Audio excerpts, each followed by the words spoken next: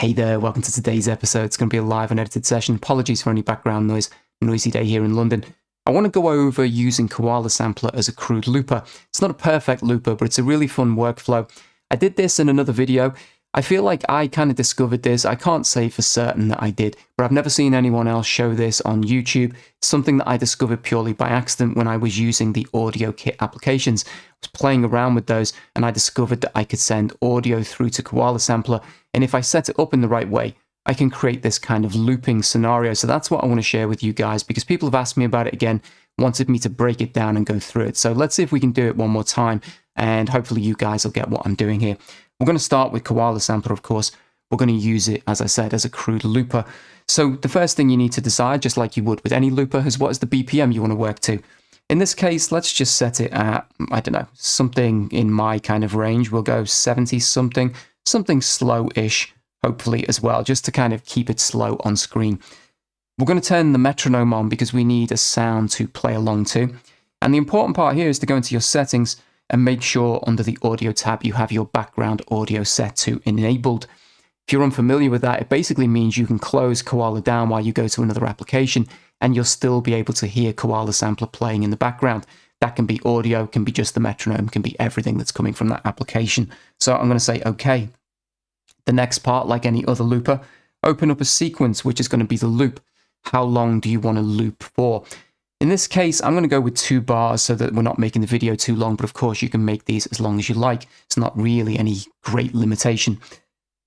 The next part, this is also very important, is putting some MIDI information in order to make this kind of looping feature work. So on my first pad here for A1, I'm going to select and put a note in across. Now the note needs to stretch for the entire length of however many bars you want to loop for. So if you've just got a short note here, just make sure you're dragging this across for the entire 2 bars in this example.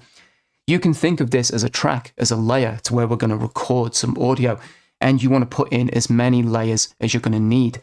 Now we won't do 8 layers here, but as an example, I could put in 8 layers. I'll probably use maybe 2 or 3 just so that you see how this thing works, and the video is not too long.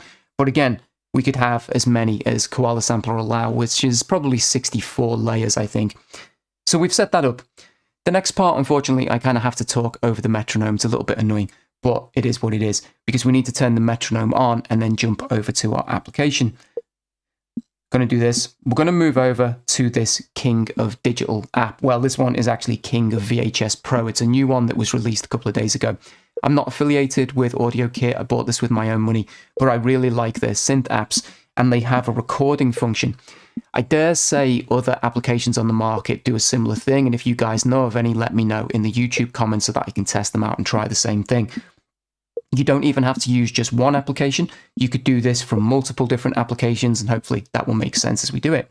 The important part is that it has a record button to allow us to send the audio to Koala Sampler. And the other important part is that you can set your tempo. So when you're playing around with the effects like delays, reverbs, whatever it is, they're going to be correct when they go over to Koala Sampler.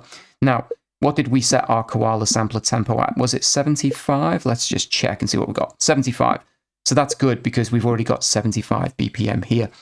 One thing that you'll notice is as you click on this to change the BPM, you want to make sure load tempo from preset is turned off because every time you load up a new sound, it will have a tempo preset, and that might be 120, 140, can be anything. And that's not going to match with your project. If you leave it set to off, it's always going to stay at whatever value you set, in this case, 75 BPM. So we can say, okay, that's going to work for us.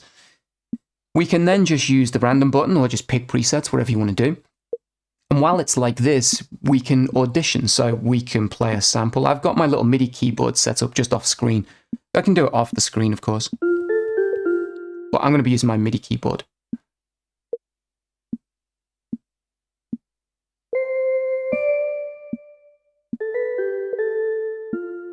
And I'm just going to wing it so that the video is not too long, but you get the idea. You can audition beforehand. When I press record, it's going to wait for me before it starts to record. That's the important part. So you can get yourself lined up, wait for your loop to come around, and I'm just going to noodle around with anything. Don't judge me on my playing skills.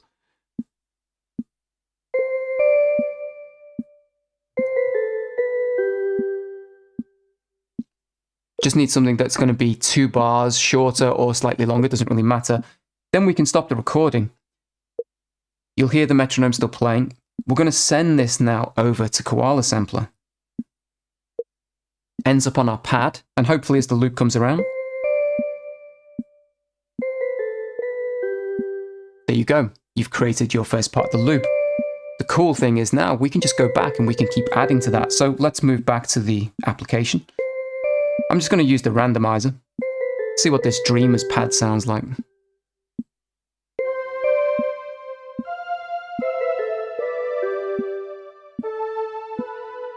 It's going to be good enough.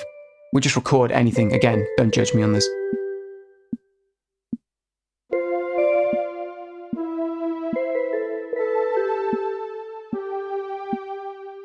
Something super basic, but we'll do the same thing. We're just going to send that over to Koala Sampler.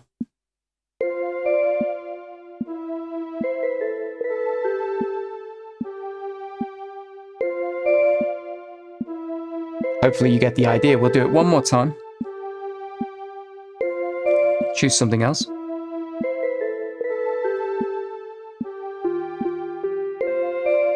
Let's come up the octaves a little bit.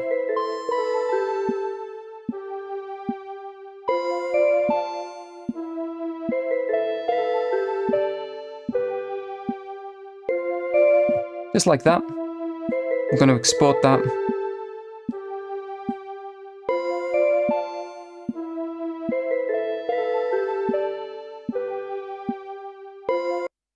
And there you go, we've created a loop. Now, it's a really fun way of working because, of course, you can spend more time trying to actually work out melodies and things before you start. We can apply more effects and make the sounds more luscious. And the cool thing is once it's here, it's still separate pads and separate tracks if you look at it that way.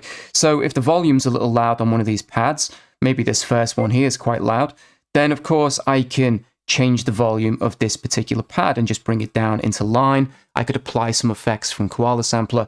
And of course, you've got volume control and effects before you even bring it into Koala. So there's loads of scope for fun. Now, the other thing I just want to mention is that when you're creating loops, you don't always start at the beginning of a loop. Sometimes the melody might begin a certain way into that loop. So I just want to show you how you can get around that. So let's just do it one more time. We're going to put our metronome back on and just start playing our loop. Use the randomizer again, whatever this one is. Let's maybe try a different one.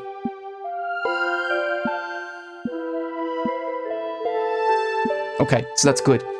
But what I'm going to do here, I'm deliberately not going to start at the beginning of the loop. I'm going to start some way into the loop. So we'll hit our record, let it come round.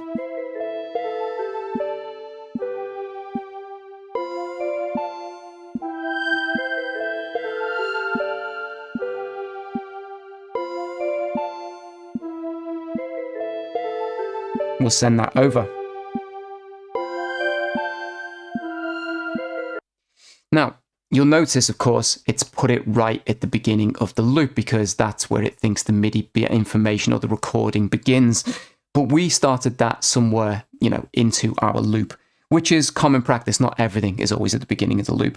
So in order to compensate for that, you just come in here and you move the MIDI information. Now with this one, we might need to give it a little bit of space, but let's say it started over here somewhere. I'd have to play it back to work out exactly where it feels right. Maybe actually it was a little bit further along. Maybe it was like here.